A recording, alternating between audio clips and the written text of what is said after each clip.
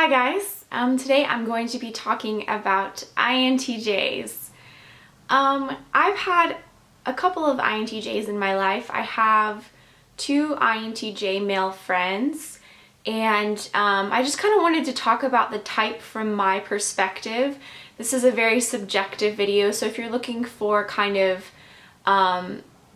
information about their type, I would probably just recommend reading about them on the internet.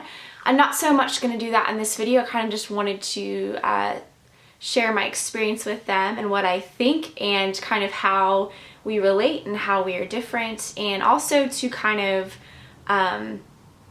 talk about some stereotypes around this type. INTJs are very intelligent. I think they can come off kind of cold and calculating sometimes, but that does not mean that they are cold, heartless people.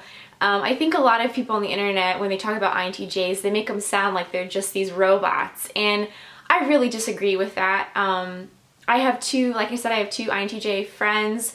I really like them. I feel that I get along great with INTJs. I feel like I gel well. I think that is because we both share dominant introverted intuition.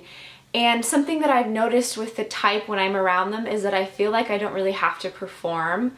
I'm not sure why that is. INTJs are kind of very comfortable in their own skin. They're confident. They have introverted feelings, so they're not likely to try to impress people. They're very chill. They know who they are. They're in their heads a lot. They're in their heads a lot, just like the INTJ or the INFJ, but I mean it is different. So that's something that I've noticed is when I'm around an INTJ is that I kind of feel like I can just chill. Like I don't really have to perform. I don't really have to say a lot because they have dominant intuitive introverted intuition like me. So I'm able to kind of go off in my introverted intuition a lot more, and it's really nice because usually with other types I kind of feel like I need to get out of my head a little bit and kind of get out of that function and kind of start to engage with people with my extroverted feeling function.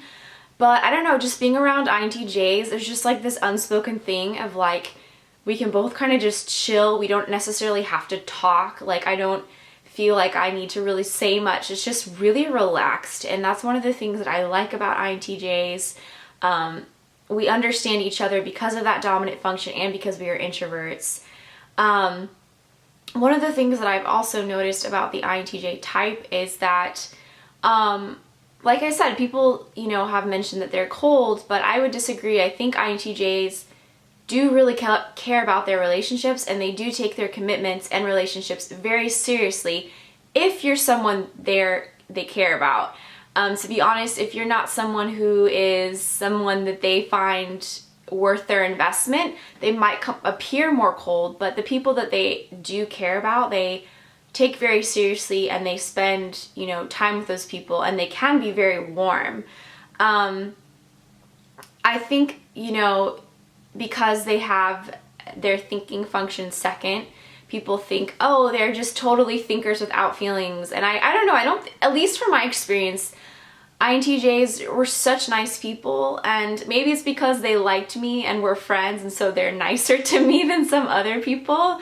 But I don't know, my experience has been great with INTJs. They're very pay attention to, they're more about like implementing an idea and coming to conclusions and seeing how that idea can objectively play out with their extroverted thinking function.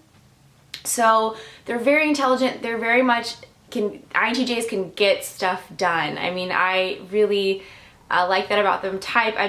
I think I can, as an INFJ, I also, because I'm an NJ, I am good at getting stuff done, but I think INTJs take it to a whole other level, and they're even more kind of efficient in things. But my experience, I have actually been on a date with an INTJ before, and one of the things that I noticed that I thought was something that I would share because I think it was actually quite sweet was that on our date, one of the things I noticed was that as I was talking, he would kind of like jot down notes on his phone, and I was kind of curious, like, oh, what are you doing? Why are you on your phone? And I found out later that he was actually writing notes about things that I like so that he could incorporate them in the date later on, which I thought was actually very INTJ, but also very sweet. So to say that they don't pay attention in relationships is not true, and that they're cold-hearted, I don't think that's true. I think some INTJs can be that way. They can be cold and kind of, you know, hard, but I don't think most INTJs are that way. I really enjoy being around them. I think they're very intelligent. We share the introverted intuition function and the extroverted sensing function, but we don't have the same thinking and feeling functions at all. So if you're trying to differentiate between an INTJ and an INFJ, study those cognitive functions, because we don't have the same ones. They have introverted feeling, INFJs have extroverted feeling, they have extroverted thinking, and INFJs have introverted thinking. So the way our thinking and feeling functions with the internal and external world are so different. So keep that in mind if you're kind of stuck, because I know sometimes people type as INTJs and some people type as INFJs. So keep that in mind, that that is very different.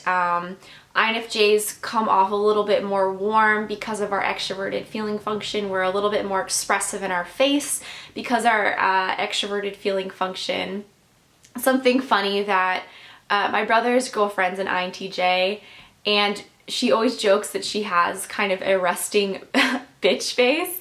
And this tends to be the case for INTJs, I've noticed, and it's not because they're bitchy people, it's just their face appears that way, and they're actually, if you start talking to them, they're actually very nice, but I think their face, they come off, they appear that way, but it's not actually how they are. So it's always really funny, because she says that she gets that all the time, that people think she looks mean just because of the way her facial expression is. And so that's something you could probably, if you're trying to differentiate between the type, to kind of look at that and see, okay, here's some kind of clear differences in our type. I think INTJs are also a bit misunderstood.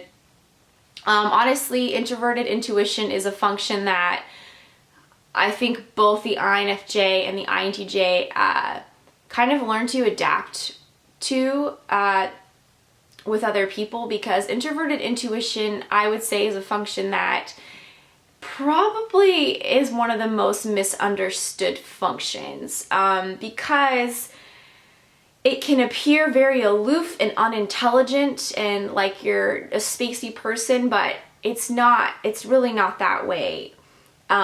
We're just thinking about concepts and we're building upon those concepts. And so the INTJ paired with the extroverted thinking, it's actually quite brilliant in my opinion. So yeah, this is a complete ramble of the INTJ. Again, this is my subjective experience. I actually have more, I don't really have a lot of female INTJs in my life. I actually have more male. I lived with an ENFP and an INTJ married couple who are some of my best friends and who I lived with for a year, and they were adorable. I think INTJs and ENFPs are really cute together, but that's just my personal opinion, that I'm very close with him, and he's a male and she's the female ENFP. And then I have, again, like I said, I have another friend in real life who's an INTJ male. So I've had a really good experience with INTJs. I don't know how everyone feels, but this INFJ jives really well with them. So anyways, that is my rant. Sorry, this is probably not the best information source on the type, but that really wasn't what the video was supposed to be. I'll probably make another video on them, because there's a lot to say about this type. And so yeah. Anyways, guys, thanks so much for watching. I hope you're having a wonderful week, and I will see you in the next one. Bye!